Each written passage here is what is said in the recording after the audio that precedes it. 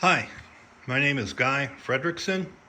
Today is Saturday, April 11th, 2026, and this is a discussion on the engine for the Chris Craft.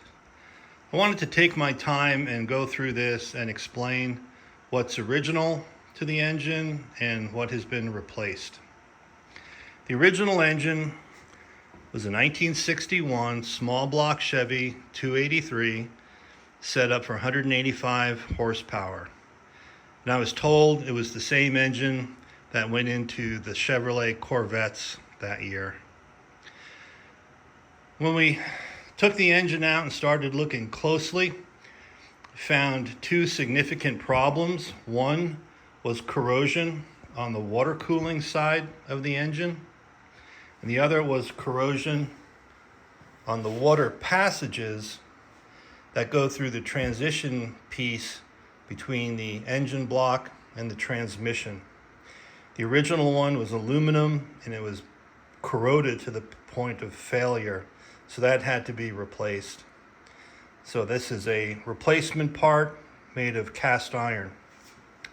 I was told that Chris Craft had a recall back then to replace those transition pieces with the cast iron because of that problem with aluminum. The transmission is original. I had that rebuilt. The oil pan is original. The exhaust manifolds are original Chris Craft parts. I have 3 sets of these now, so I'm not sure anymore if these are the parts that were original to the engine or not. I lost track of that. There are distribution plates on both sides of the exhaust manifolds. So these were called the 3-pass exhaust manifolds.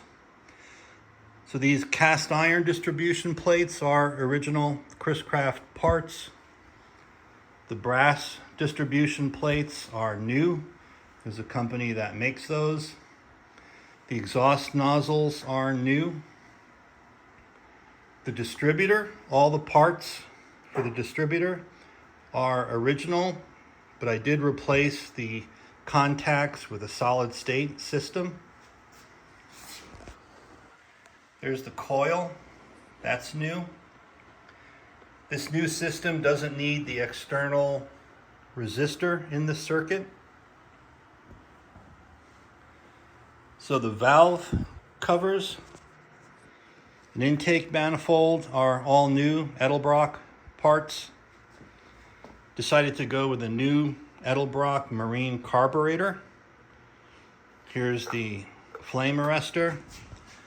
Here's the Holley carburetor wedge, all new. The water cooling hoses and fittings are all new. I decided to go with standard hoses and standard fittings as opposed to getting the custom Chris Craft fittings and hoses. Here's the raw water pump. This is original and I rebuilt it. Sucks in the lake water. There's 2 impellers in here, so it sends the water through both halves of the engine. The original engine had a generator, a DC generator, which sat in this space. So the generator connected here, came out about this far, and the water pump attached to the end of the generator. I'll show you that generator in a minute. But I switched over to an alternator system. So this configuration came later years. I think maybe 63, 64, I think Chris Craft started offering the alternator with the flywheel forward engine. So the pulleys in this housing are original Chris Craft parts. There's a pulley under here that runs the water pump. Used to run the generator and the water pump. And then this pulley, of course, runs the alternator. It's a new oil pressure sensor. the new starter. The original starter with this new block won't even fit in this space, so I had to get a more modern starter. And there's the fuel pump, mechanical fuel pump, that's new.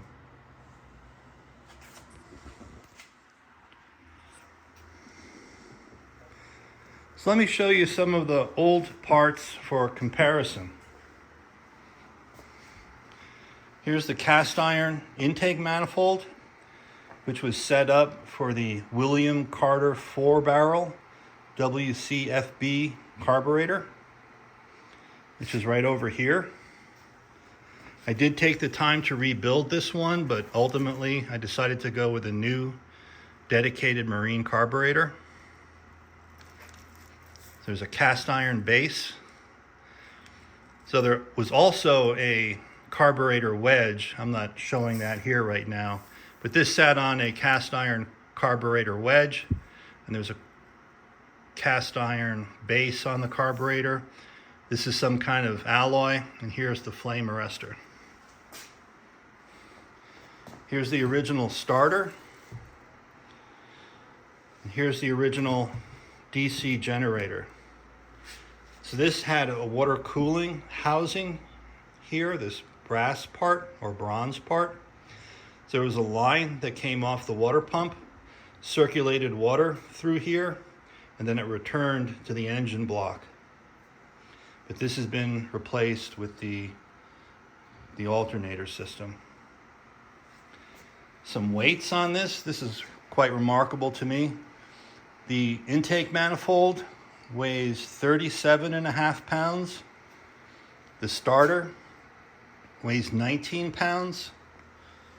The generator, 24.5 pounds. And the carburetor, 16 pounds. So that's 97 pounds of hardware that's been replaced on the engine with components that are significantly lighter. Probably on the order of 1/4 or 1/5 the weight of these components. Let me think, what else? The next thing I'm starting to work on is the gauge panel so that I can start the engine on this stand. I'm thinking of actually building the gauge panel for the Martinac boat and then just using it as a test panel here. Then I can become familiar with the wiring and how all that works. Then I